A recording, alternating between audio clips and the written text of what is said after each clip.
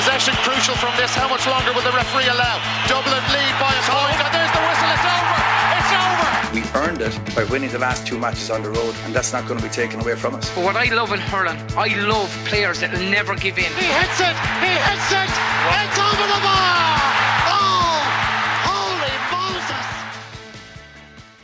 Hello and welcome along to a special edition of the RTÉ GAA Podcast. I'm Mikey Stafford, and today I am joined by Mark Ingle, DCU Mercy coach, and Kieran Shannon, Irish Examiner columnist and basketball coach himself.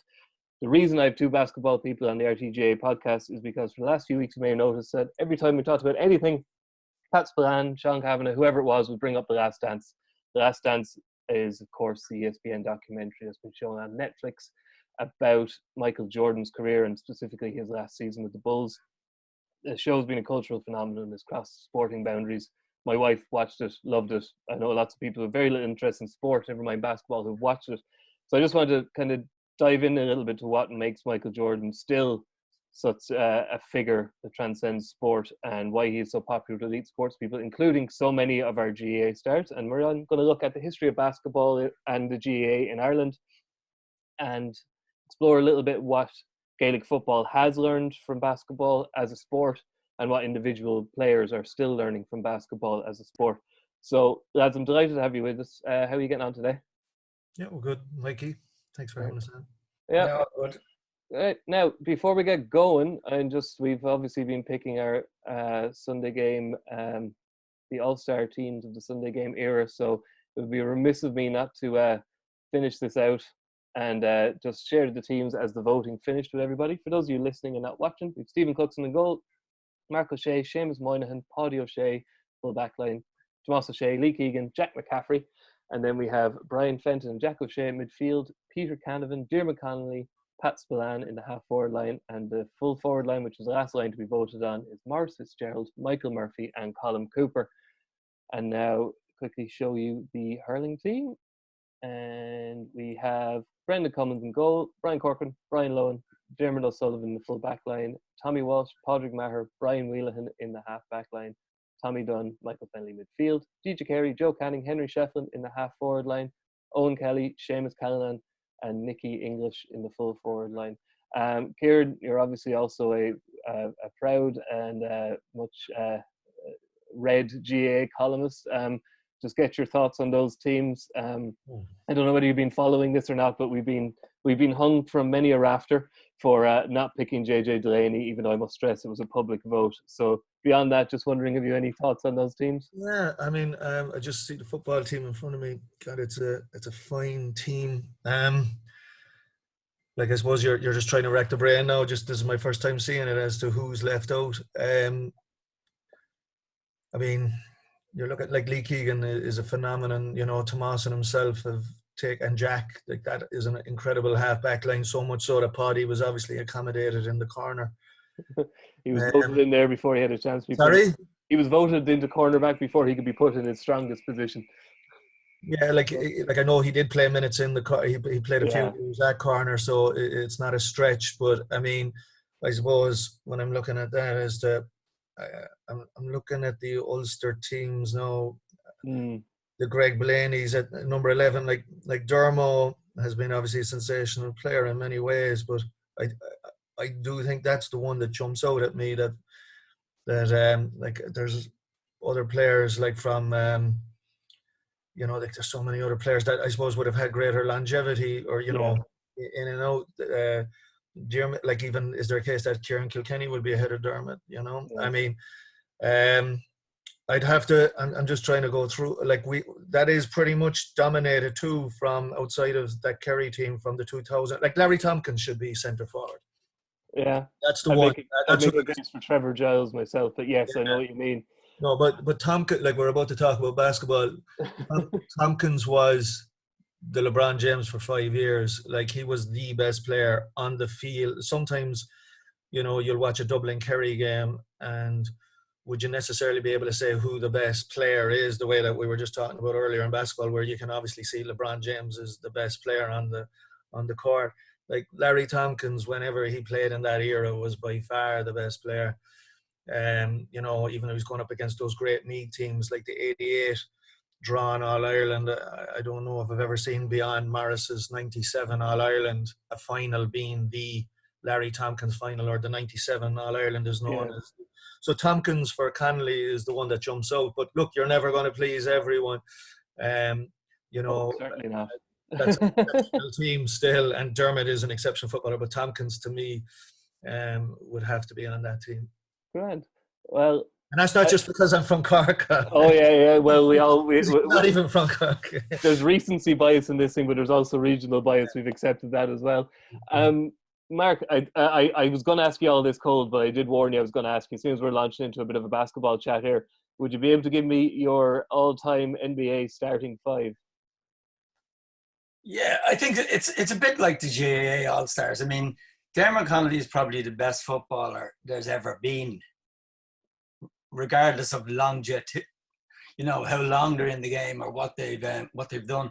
And picking an NBA five is a bit like that. If you go right back to the start of basketball, the first people we would have remembered, Magic Johnson, Larry Bird, Bill Russell, these guys.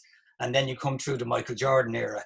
And then you go on to the LeBron era. And now really we're in the end of the LeBron era, probably the start of Steph Curry's era. But I just, again, David Hickey had an article out there the other day, and he was talking about the Dubs, and he predicted that the Dubs would win 5 in a row. And then he said, with the COVID-19 and the lockdown and probably a break for a year, that they'd probably go on to win another 5 in a row. So I think when you're coming to NBA teams, I would just go my favourites. My favourite in the 5 position would probably be Shaq. I just think he was the most dominant for, 3 or 4 years, certainly when he was with the Lakers. And then he even went up to Miami and won a championship.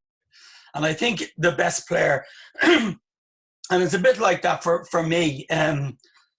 Even this year, I thought our player, Meredith Burkall, was probably player of the year, but they went for a glamour player. And this was voted by the coaches. And I can see why they go for flamboyancy rather than from what you actually win. I think in America, you have to win championships to be considered an MVP, and probably why, we're talking about Michael Jordan's greatness, when he's won 6 championships. Would we be talking about the greatest player if he hadn't won championships? Like, I'll give you a good one to think about for the GAA pot. Would Dermot Connolly be brought back last year if he wasn't Dermot Connolly? If he was a guy that just maybe gets into the team. Or does he come back because he's great? So all those type of things. So I'd go with Shaq in the 5. And in the power forwards lot, I'd go with Keem Olajuwon. I actually loved him. I use videos of him the whole time to show my players because his footwork is exceptional. And believe it or not, he actually started out playing soccer. I was a big soccer man as well. So, when you actually watch his footwork and he explains his videos, I showed him to young players all the time. He came to basketball very late, Olajuwon. He did. But probably because he was, again, this argument of playing a lot of sports and then specialise a bit later, Yeah. Then in the 3 spot, that's probably the most difficult one to come up with, like you're going on types of players. Would Scottie Pippen get in? Maybe. Charles Barkley in the 3 spot, who nearly came to Ireland, actually. Nearly played for Leicester, Charles Barkley, believe it or not. Yeah. What's the story there? Well, go on, I haven't heard that one. Well, the story was that Aim Malloy went out to recruit some players, saw him playing. And they were playing in kind of a summer league. And he needed 20 pounds extra from his committee to get Barkley to come over. And they said it was too much money at the time. God. I mean, there's a lot of apocryphal stories now about Irish basketball back in the day. That's as you know, I was Leicester back in the day. Yeah, but that's summer of '84. But that was he was he tried out for the US Olympic team in '84. Didn't actually make it. It would have been before that, yeah. So he didn't make it because Bobby Knight didn't want him. Yeah, exactly. End of story.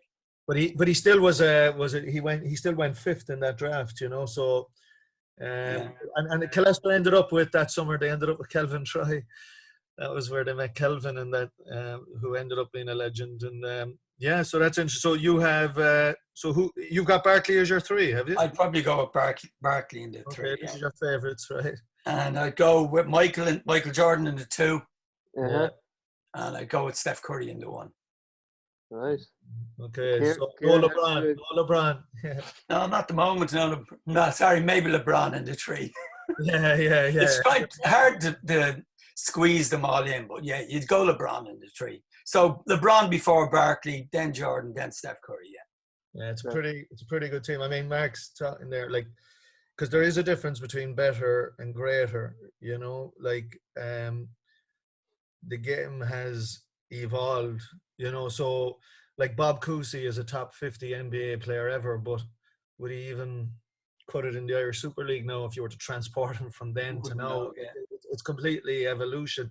So Steph Curry he's the greatest outside shooter the sport has ever known. So like if you were picking a team for today, Steph Curry being fit would be on your team. Is he among the top 5 greatest players ever? Not necessarily. I mean, yeah, like I would have obviously Jordan, LeBron, and it's, you see, when people are picking these fantastical teams, you know, like Russell is favoured ahead of Wilt because, going back to what Mark said, he won more championships.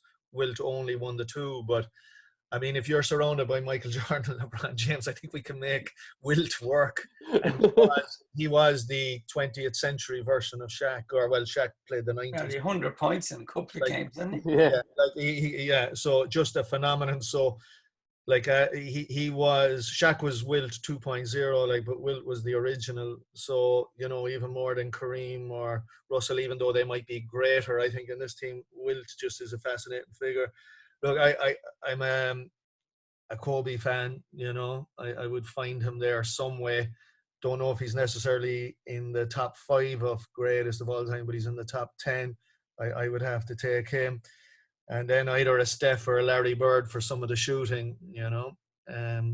But, I mean, there's great fun with that. And, you know, what's interesting about the basketball is, like, it's very heated, that whole GOAT conversation. And the ranking, you know, is Kobe 7th, or, you know, is he 12th, you know? But there's nearly a uniformity about the top 12.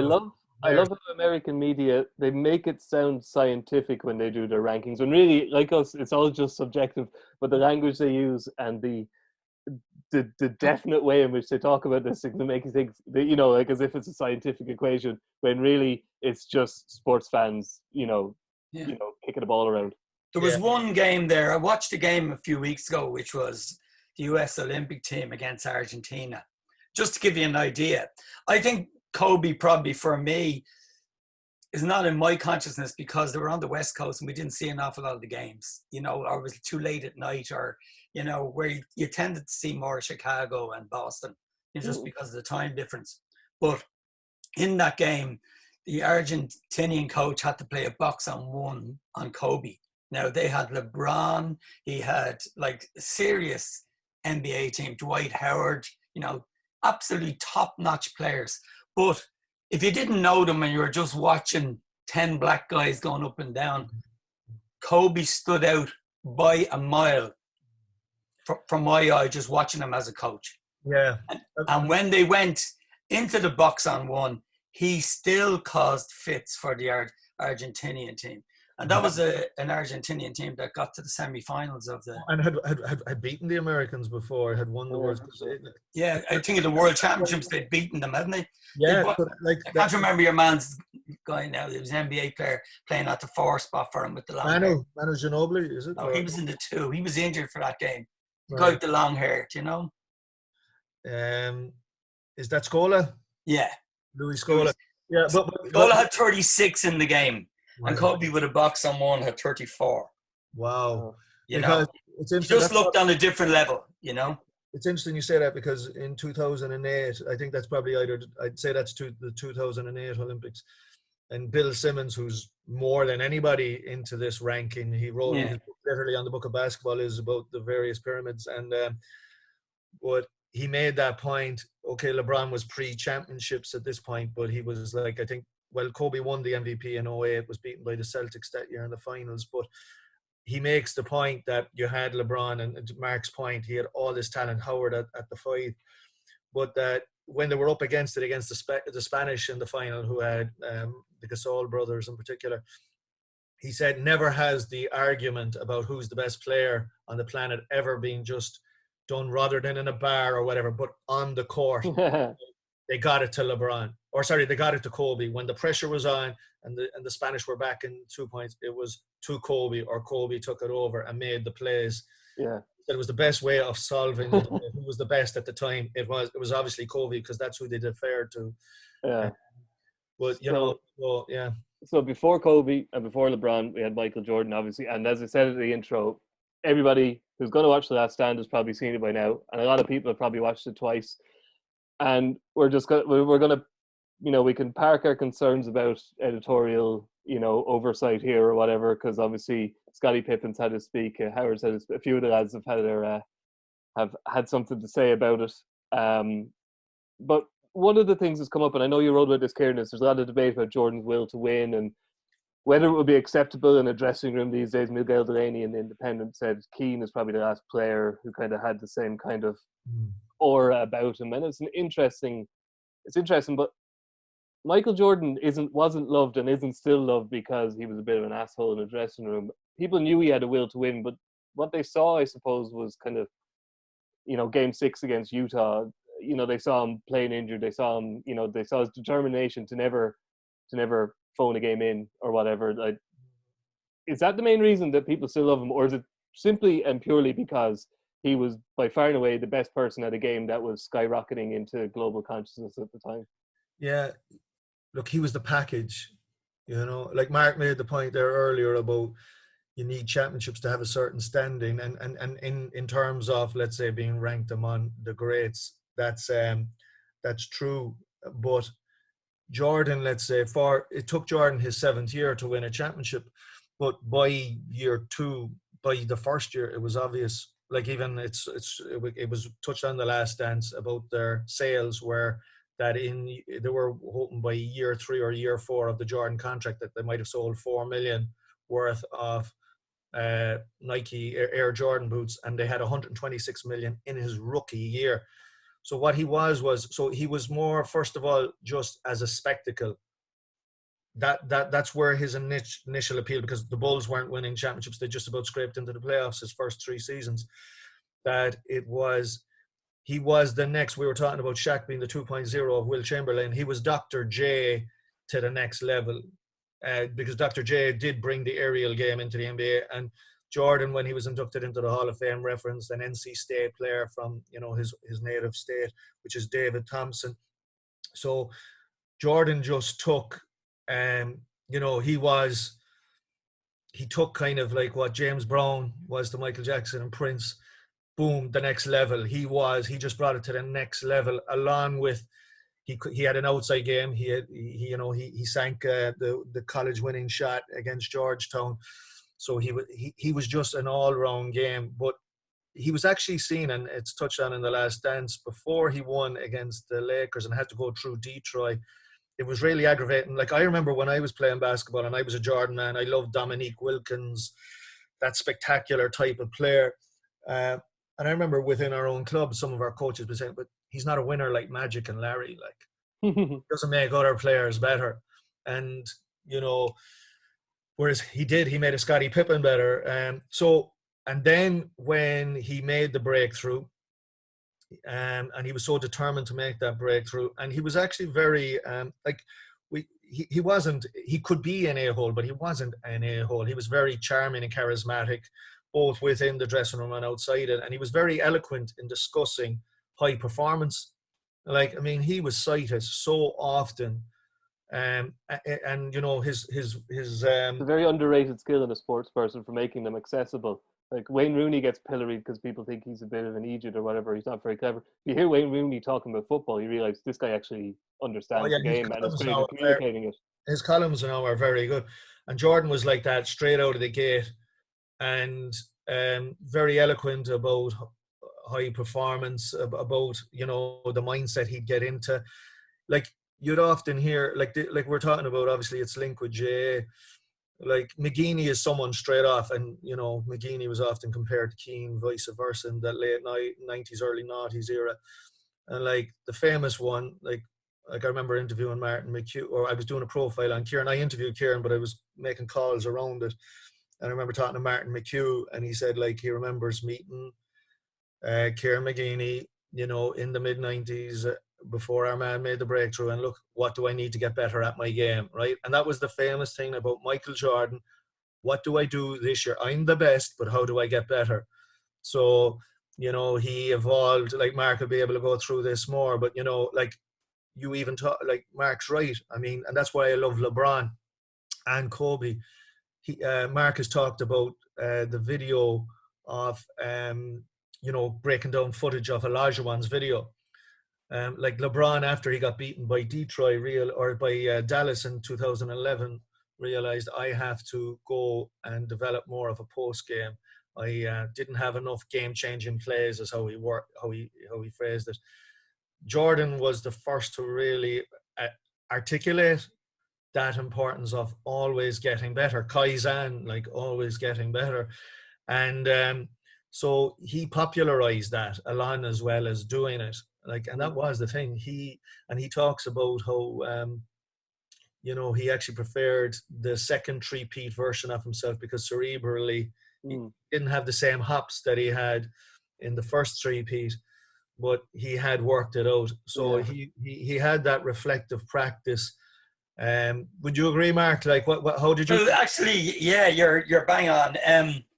The interesting thing for me is when, you know, watching The Last Dance, you know, because obviously being a basketball person, you'll have known people who've come in contact with Michael Jordan. You know, there was a couple, like Tim McCarthy spoke about him meeting him at the Ryder Cup, you know, and that Jordan was, you know, high-fiving him every day and all that type of stuff. Yeah, but, you know, Timmy, you were wearing a mic and he knew you were in the media. You know, Jordan doesn't do I would imagine, doesn't do anything without having a reason for it. There was a reason for The Last Dance. His brand, his shoes, you know, Jumpman relaunched their brand 2 days after The Last Dance finished, you know. So I think if you're watching that, expecting them to be popular, unpopular, what was he like in the dressing room, it doesn't really matter. You know, like, this is a pro basketball player, the best player in the world at his craft, right? And I think everybody expected him, because his image was so carefully cultivated, you know, that, you know, who else is going to do a Space Jam? Like, you couldn't see LeBron doing a Space Jam. Well, he is doing a Space Jam, you know that. Is he? Go on, yeah. Can only imagine. He's doing Space Jam too, yeah. I could see Shaq doing it. Shaq has the personality for it, you know what I mean?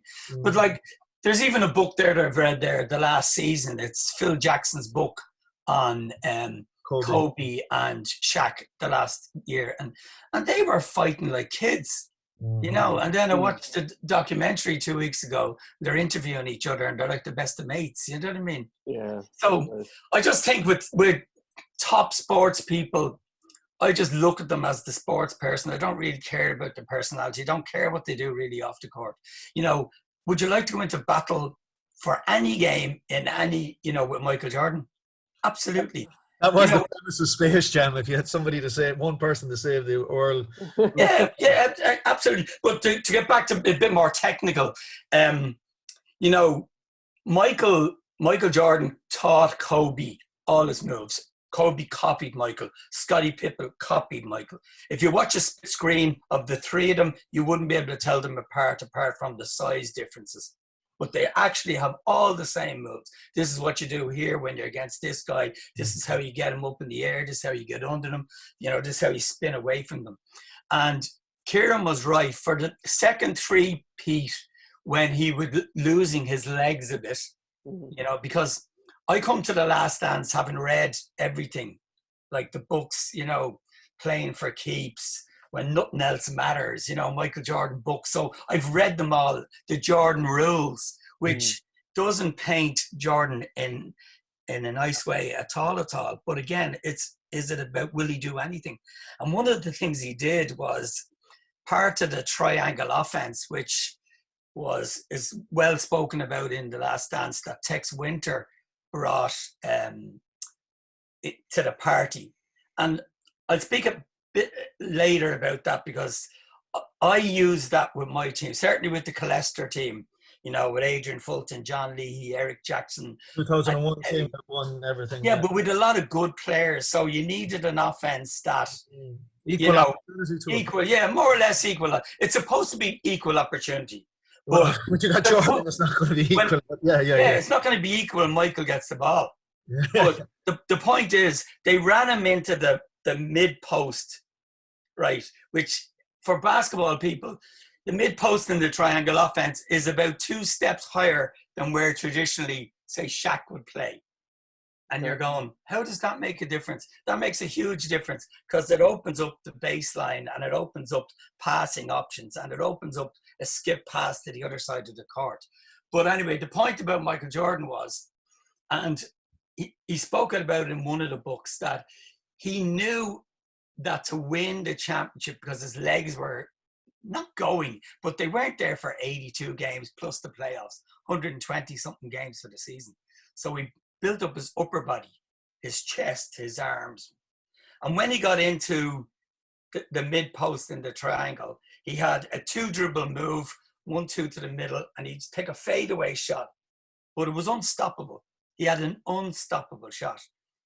And himself and Tiger spoke about this, because Tiger then said, to win the Masters, now you have to be able to hit a draw on, I think it's the 14th or the 15th hole. The competition, I think, isn't it? One of them anyway. He had to. You have to be able to hit a draw, and that wasn't Tiger's natural shot. Yeah, but he learned over 1 year to hit this one shot to win that tournament. And Jordan was the same.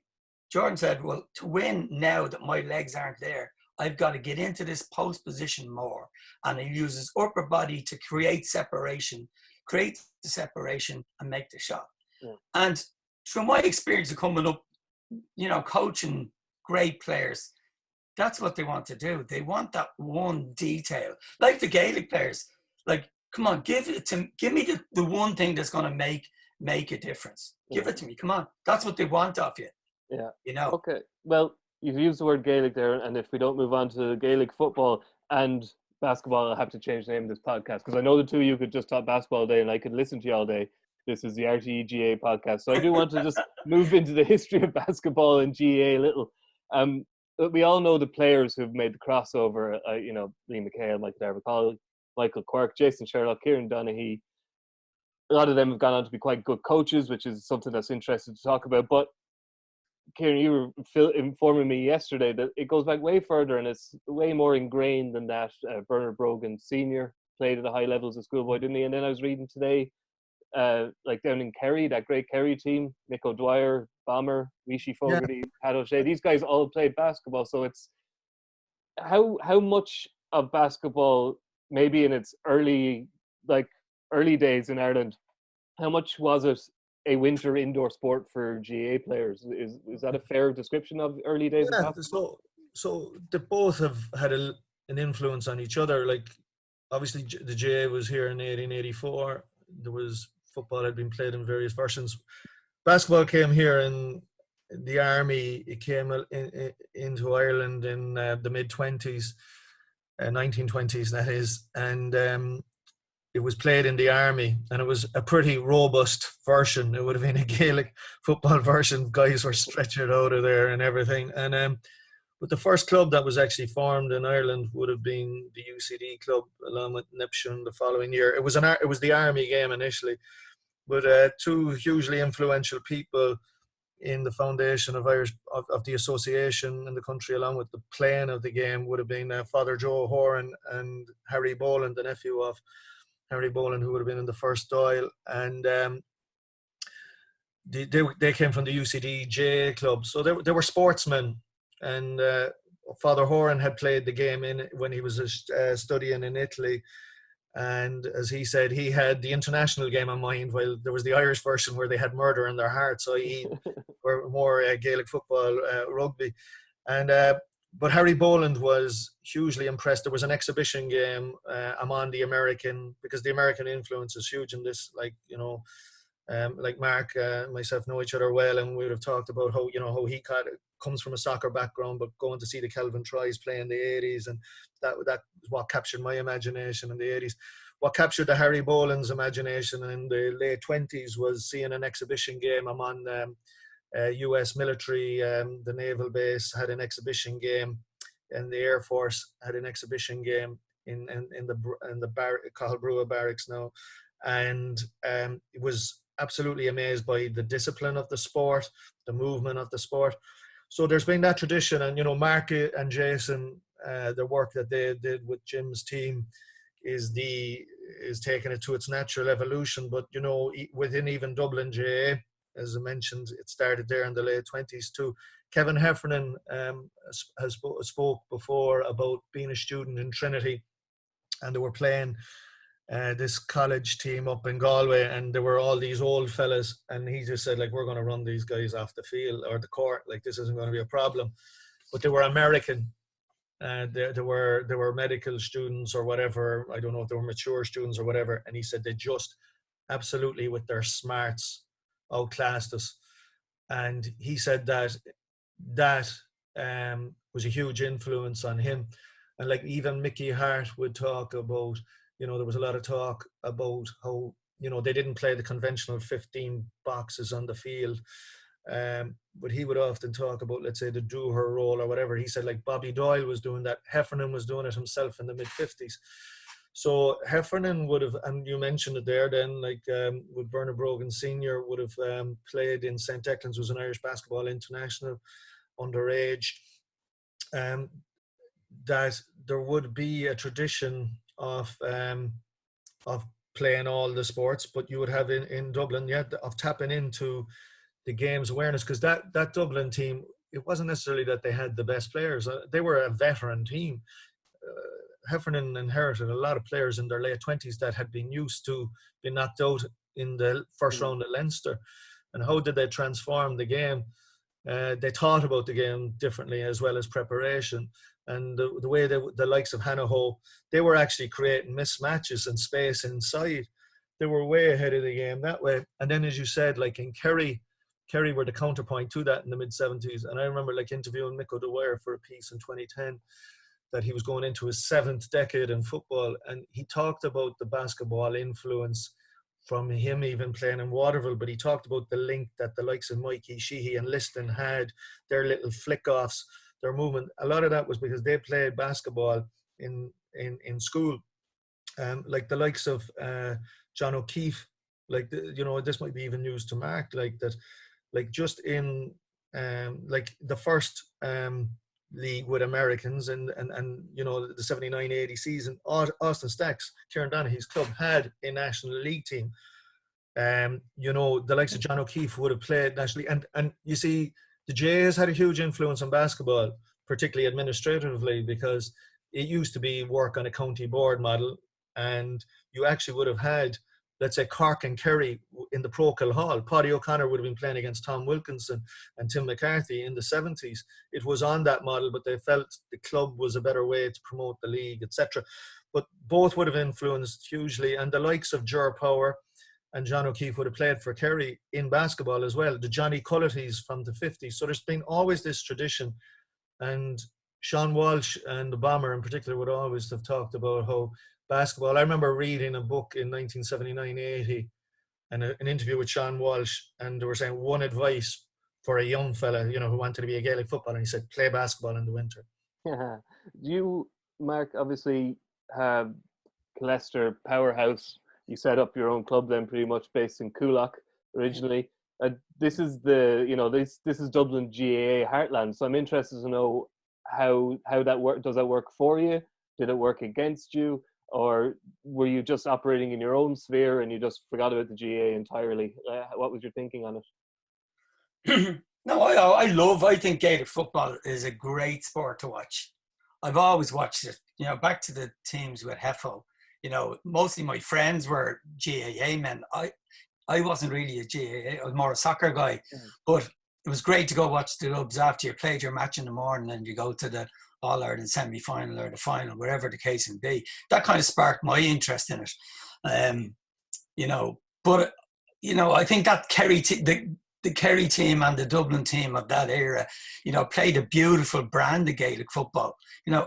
Obviously they say now the hand pass, and then that was what was thrown at them, wasn't it, Mark? It was that that was what was thrown at them. They're playing bloody basketball. Well, it was thrown at me actually during the run for the 5 in the row. That a friend of mine brought me to one of the games, and he's a corporate boxer. We're sitting up there, and he goes, "This is bloody basketball," and I said, "Thanks very much." But that's what it was. They had a product where the handband, then they wanted to ban it. I thought it was a lightning fast game, and then they said there probably wasn't enough kicking involved. You know what I mean? But even nowadays, the Dubs kick the ball. They certainly hand pass the ball. They might be the best at keeping possession and doing that stuff when they have to, but they play a lovely brand of football. When you have the ball as much as Dublin have the ball, you're going to have to move it in a variety of different ways anyway.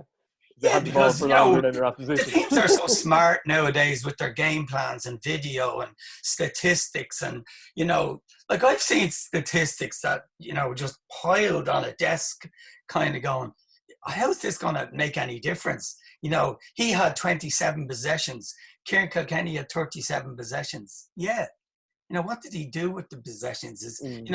There's statistics and what you can actually get out of statistics. My point guard in basketball, has 8 turnovers, and you're going, oh my God.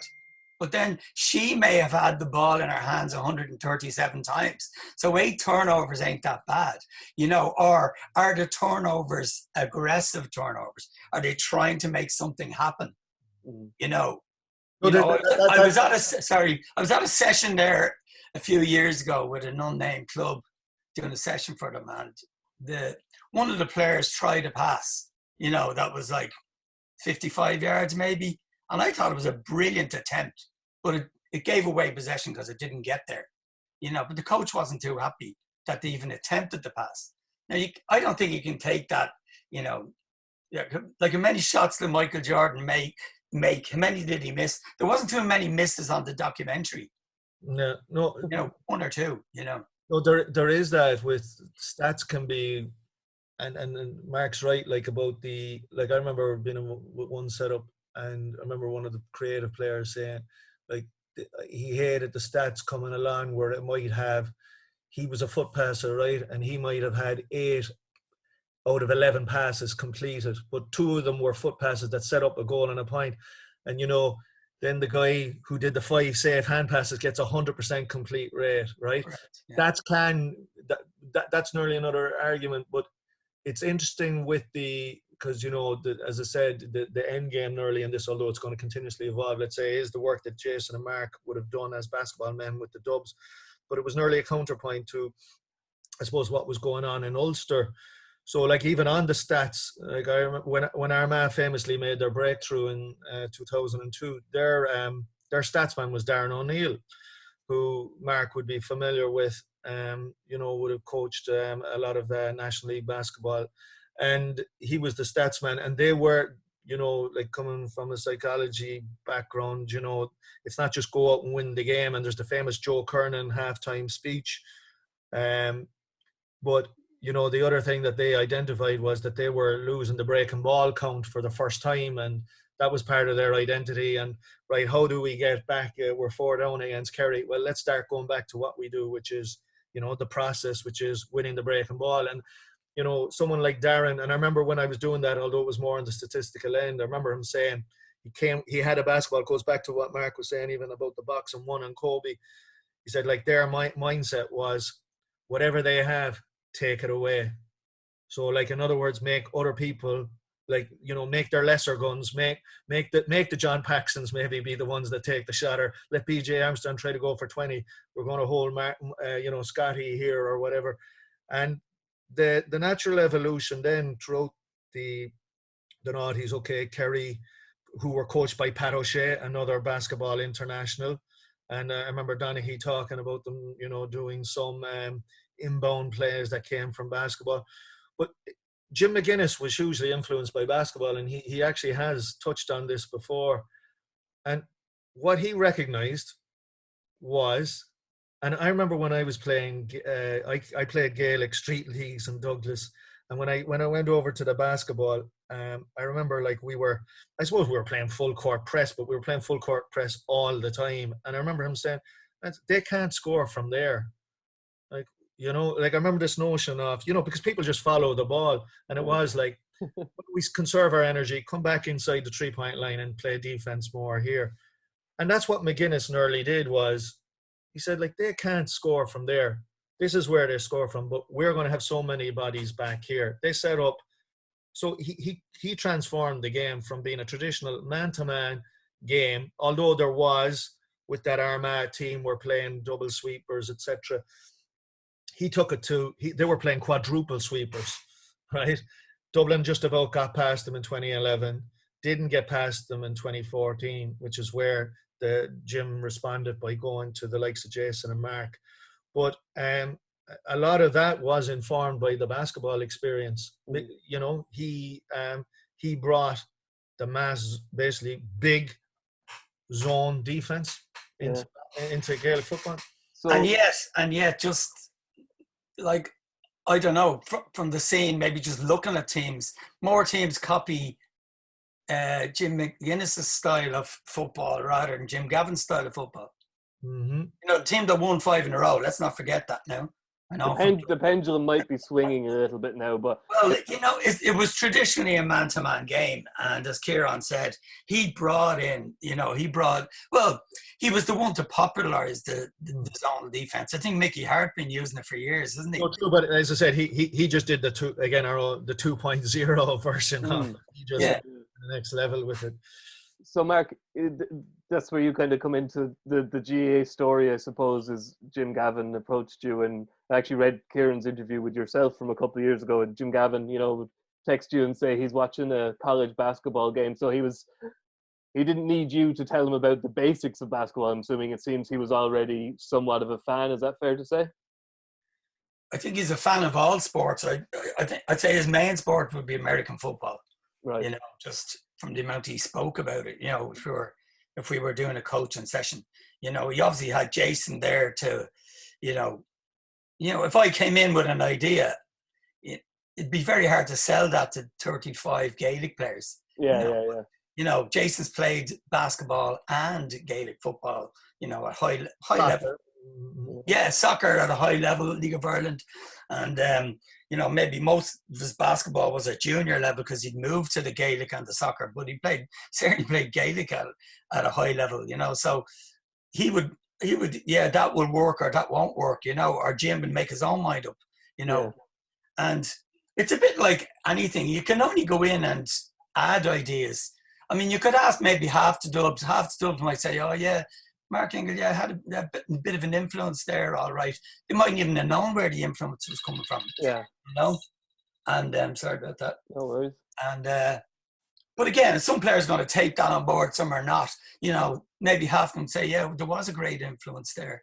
You know, we certainly got that idea from that, you know? Yeah, the one thing I think that was quite noticeable for a couple of years with Dublin was how much in attack, they tried to stretch the field. They would have 1-2 players like with whitewash on their boots all the time. Like they would, when they're going forward, they would completely stretch the field. I'm wondering, that to me looked like a basketball tactic. Is that fair? The whitewashing on the boots? Well, like just I'm only messing. Yeah. Stretching the field as much as possible. I think that all the detail will be for Kieran's next book after he's finished.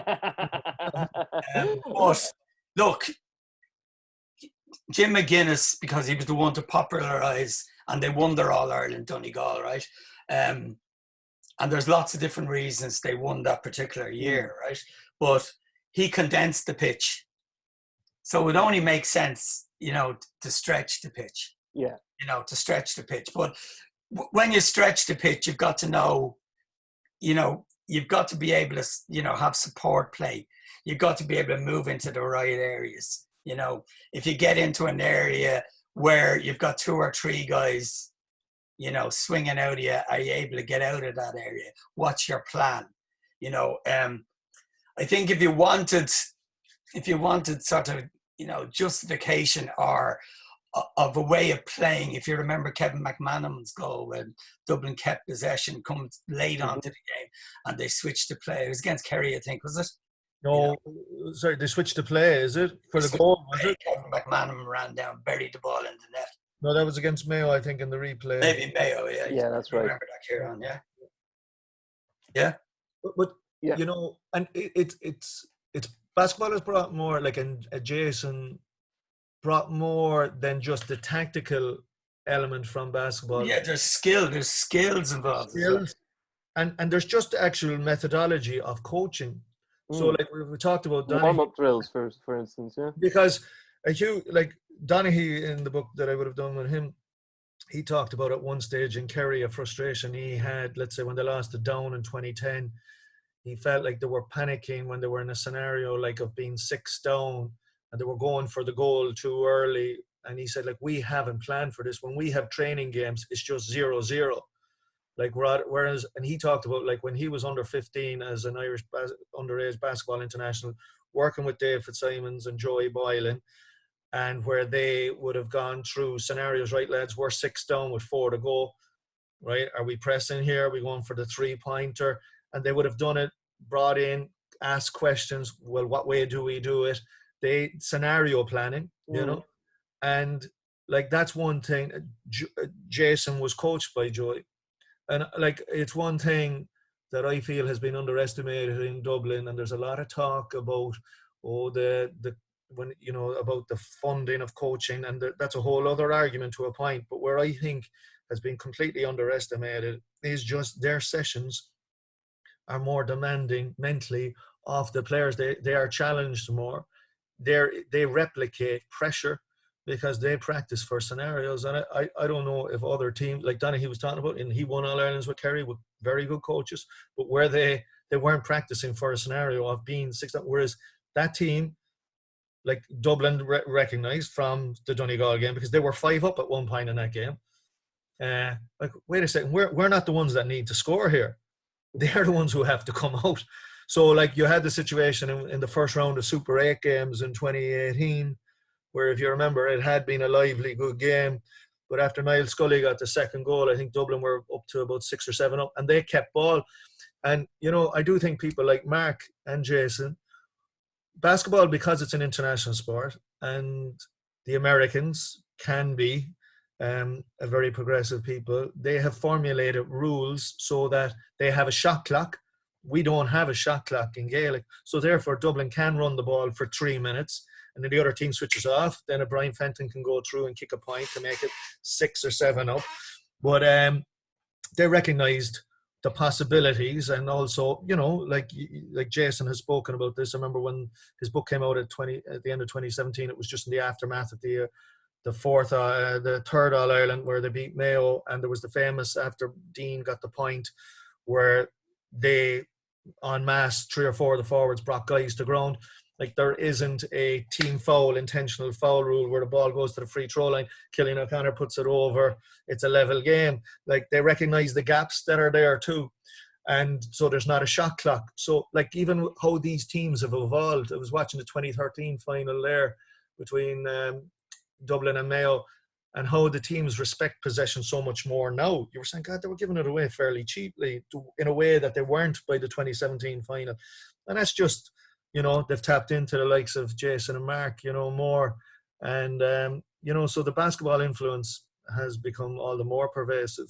Yeah. What are the away from the tactics and stuff, Mark, what are the individual skills you think a Gaelic footballer can take from basketball, or what that he can develop and hone by either playing basketball or integrating basketball drills into a session? The first main one for me is that, basketball is played on a rectangle, so is GAA, a much bigger rectangle now, than a basketball court. But I think the decision making in short space, everybody talks about this, it's a thing that, I did an awful lot when I was a kid, was playing, soccer 1v1 versus my uncle. His uncle was a League of Ireland player and, highly regarded to go to England and stuff, and just wasn't for him. But himself and his older brother we played 2v2 in a backyard. The yard no more than, 8 yards by 4 yards. We learned to play 1-2s and we learned to hold people off and all that type of stuff. But I think the short side of the game, is what helps the Gaelic player. You know what I mean?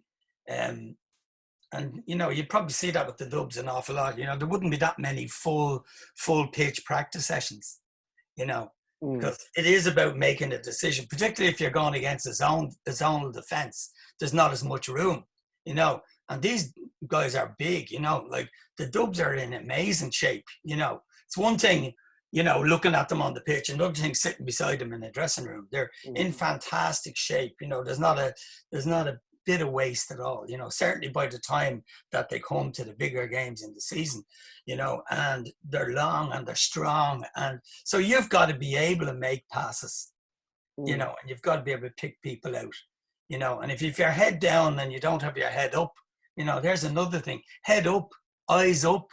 You have to play sport with your eyes up. You can't just put your head down and go. I'd say, if you go back, watching, they talk about the great Dublin and Meath Leinster Championship game where I went to 4 replays. I watched one of them one night. I couldn't believe how much they gave the ball away. It's like kicking it like 50, 60 yards, and then Meath would get a kick it back to Dublin. Dublin would get a kick it back. Yeah, there was some good stuff and some great skills, but, possession became key. And certainly the last 2 or 3 years, I'd say Dublin were more, certainly weren't going to be as loose with possession or as flamboyant a game. The game kind of changed as the nearer the 5 in a row became, possible. So I think it evolves, and then, Kieran Kilkenny becoming a playmaker, which is well documented. So it's not like I'm speaking out of turn, Jim. So, and Darren McConnelly further up the pitch. Like, I think it's important in any sport that you have your best players on the ball in the key areas. I think that type of thing is huge. So, they're the type of things I think that, you can bring to the game, the Gaelic game, from basketball. And all those scenarios, as Kieran mentioned, the shot clock. Jim wouldn't have been fond of the professional foul. He wouldn't. He'd rather play the game in the right way. But the evidence is on the camera, as they say. The players themselves, are more aware of. Oh, hold on. The last 2 minutes of an All-Ireland final, I think. Last 2 minutes means the last 10 minutes, which is probably the reason that GAA switched to the clock going down. Clock going down, right? We add on 2 minutes. And then it goes down, and then that's it. Then there's no dispute. You're not waiting for, like even sometimes when Dublin, you'd be watching the final or whatever, and they kick a point to go 1 up. You're going, how long is this ref going to give the other team now a chance to score, or vice versa? A friend of mine says, "Sure, they're just waiting for the draw." So there's a bit of an element in that, but I think that's probably what makes basketball so exciting, is that it can come down to one shot with 3-4 seconds, and you certainly would not be taking that shot with 20 seconds to go to give the opposition another chance to score. Kieran, we have scenarios there with a 2-for-1. With like there's 28 seconds to go, so we'll take a quick shot, then we play defense, and then we get the ball back and we get another shot. But we've also now got the 3-for-2, so you add on more. And I said, right, I can get 3 possessions here.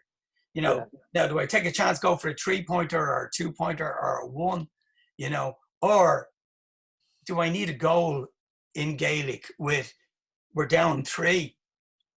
There's 2 minutes to go, literally 2 minutes in extra time. What are we going to do?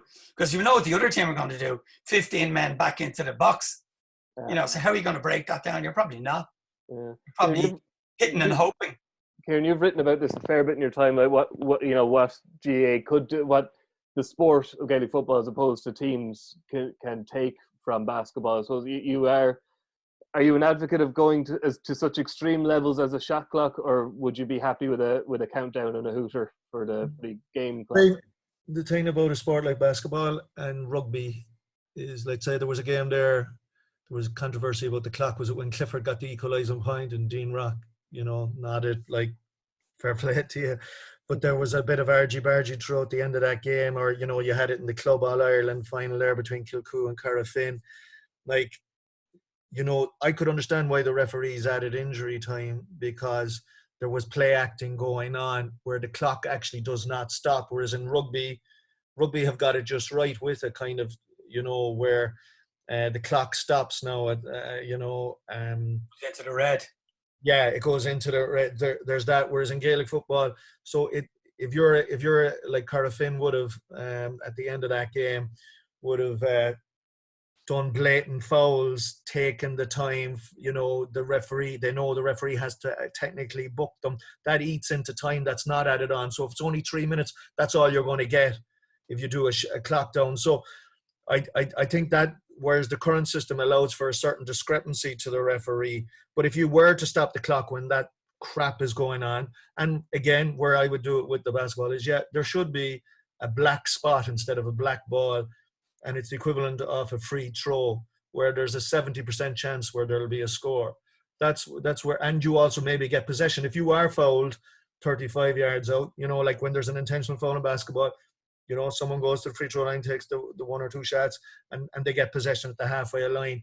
I think things like that would just get rid of. Gaelic football has made huge strides in getting rid of its cynicism, but there are still gaps that will be exploited.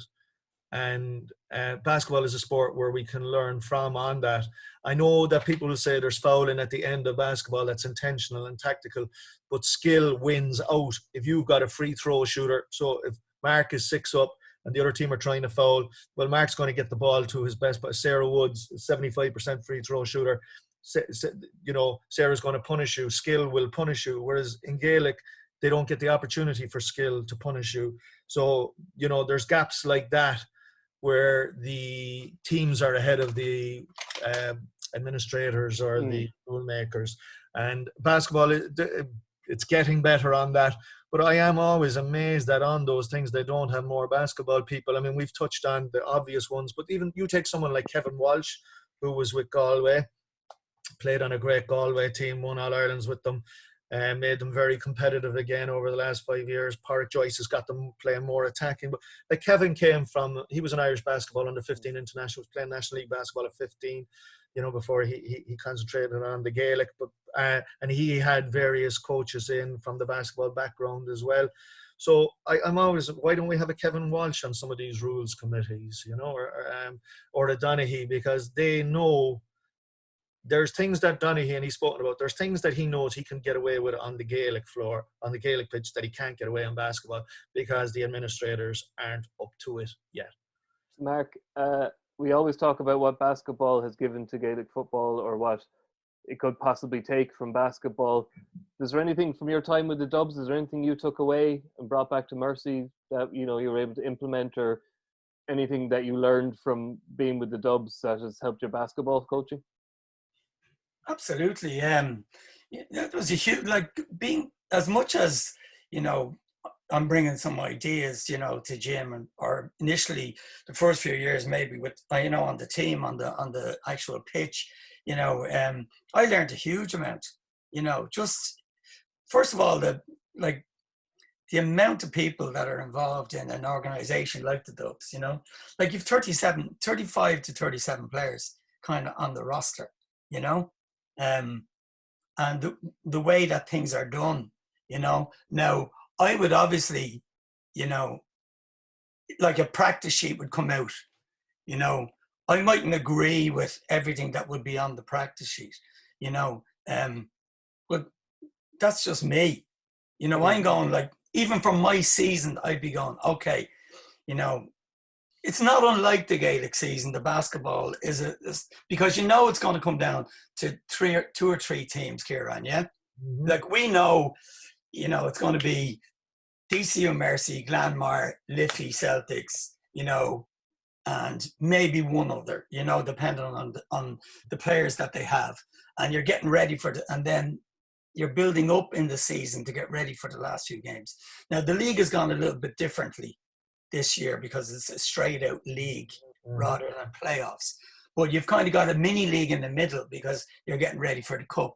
You're trying to peak for that, you know, and that's not unlike, you know, the Super 8s and then the semi-finals and the final, where you have the top 8 teams, and Dublin are going to be playing Kerry or they're going to be playing Mayo, you know, or whoever else is in the mix. So they're in their heads, the players and probably the management, even though they'll approach every game one by one, everyone knows you're getting ready for the bigger games, you know, and that's the way you prepare your season, you know. Yeah. So it was good to see, you know, good to see the whole organization and the way they do things and the way Jim does things, you know, and might not always be the way I do things, but I can go, yeah, I can write that down. I like that. I don't like that, you know.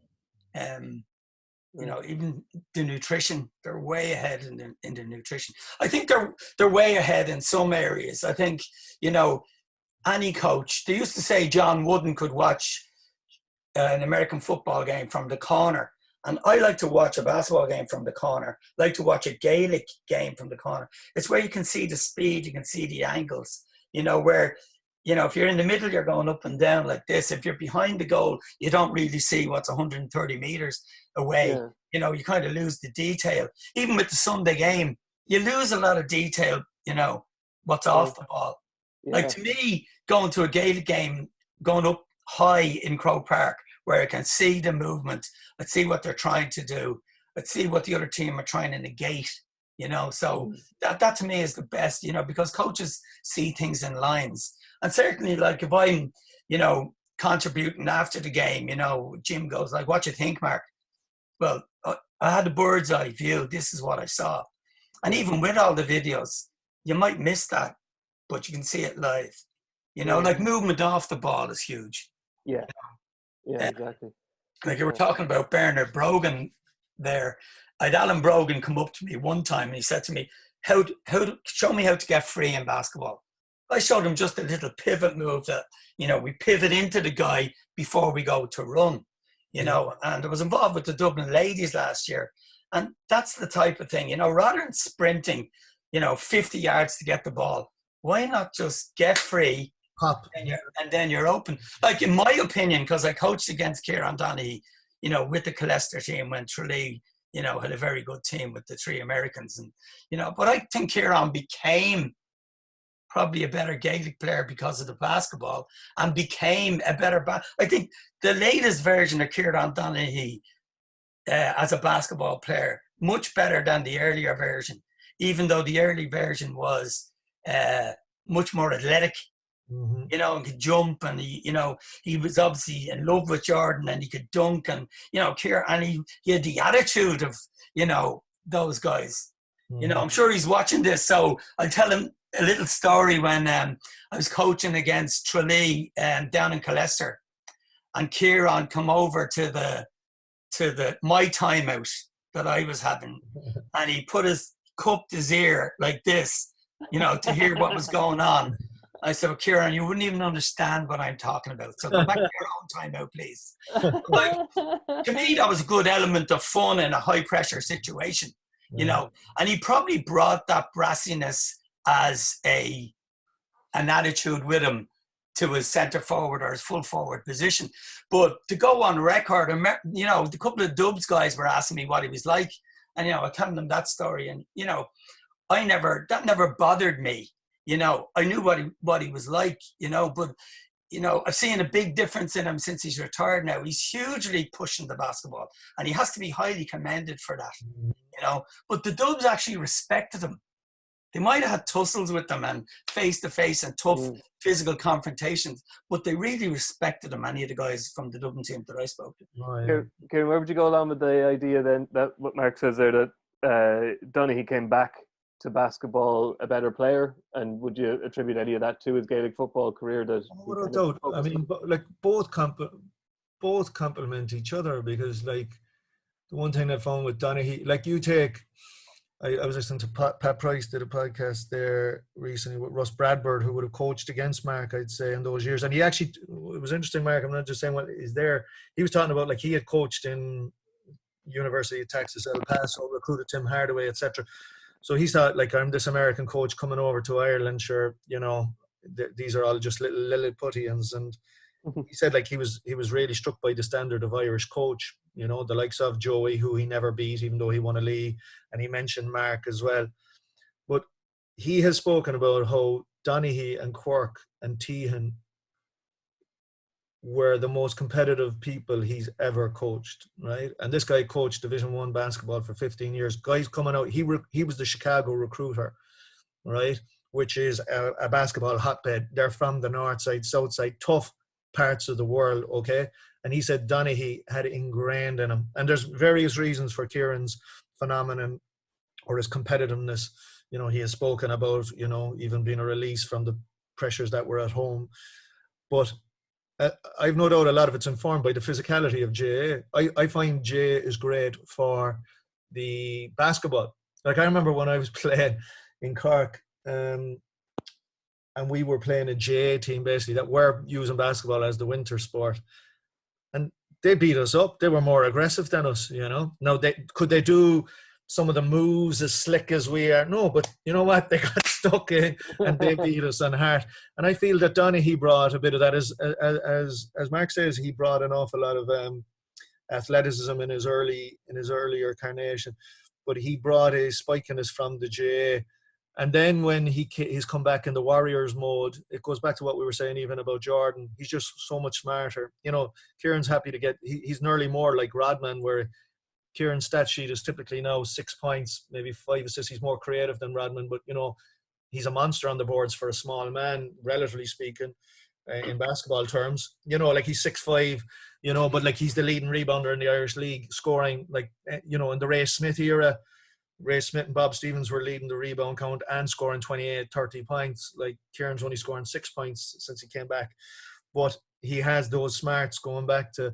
But, you know, there's no doubt, like, that the Gaelic helps the basketball. I find, like, I'm back coaching the sport for the first time in 15, 20 years now. And the girls who play GAA, I find bring a spikiness, you know, on defense in particular. And, you know, we've talked a lot about the men's game, and Mark was talking about his work with Mix and, you know, with the current Dublin ladies.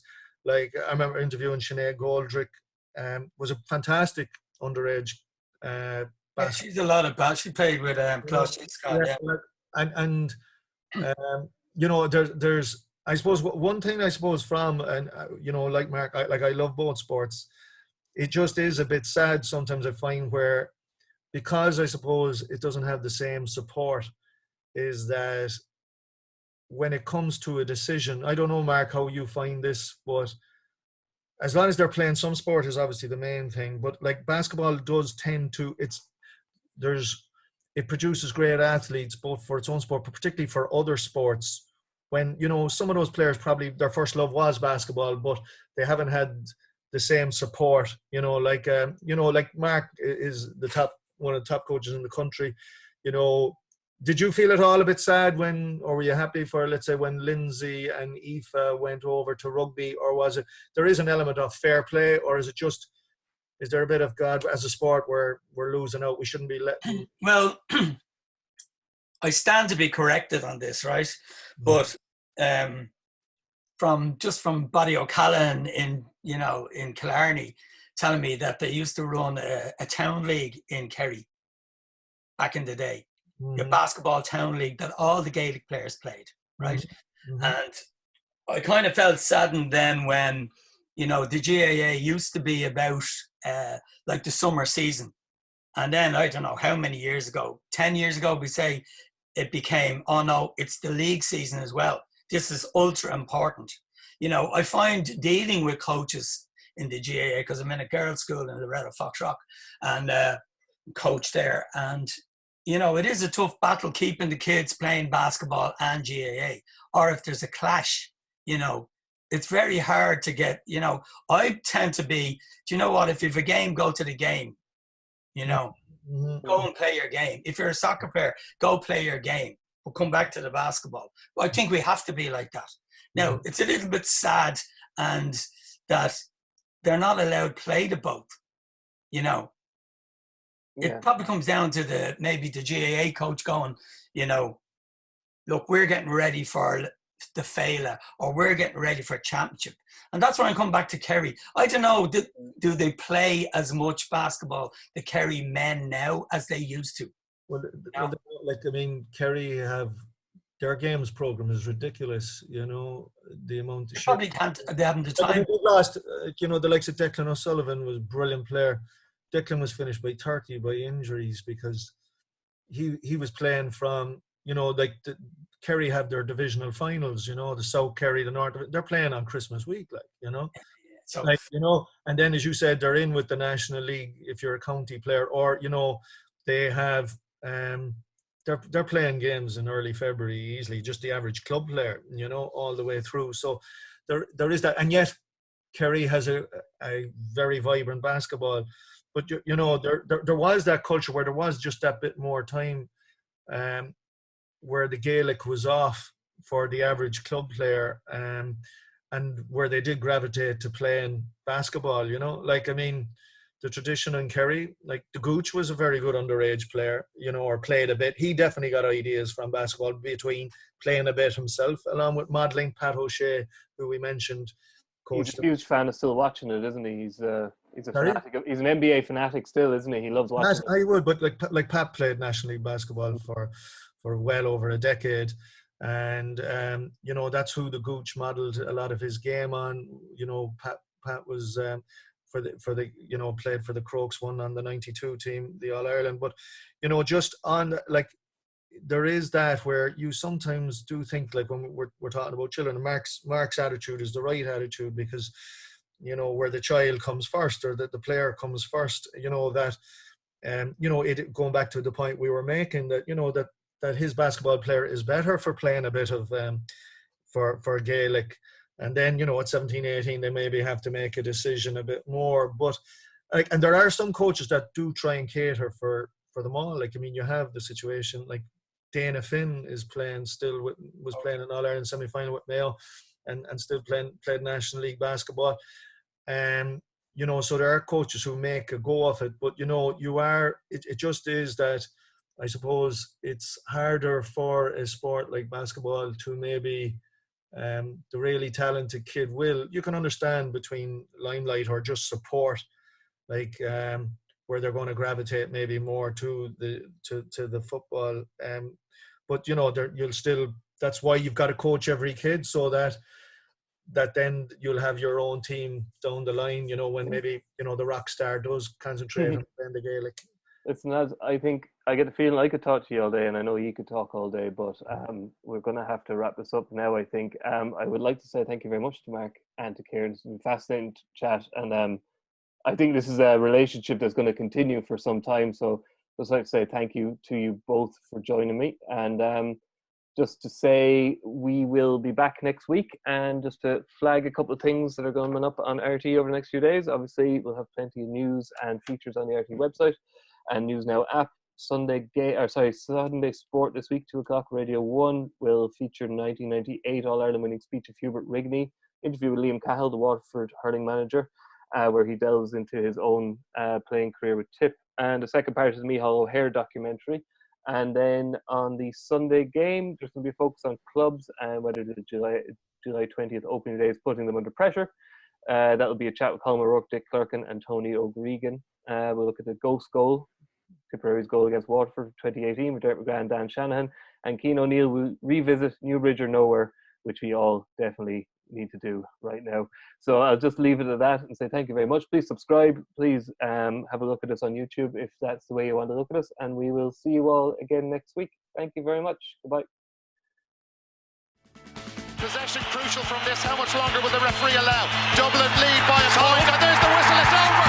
It's over. We earned that by winning the last 2 matches on the road, and that's not going to be taken away from us. But what I love in hurling, I love players that will never give in. He hits it! It's over the bar!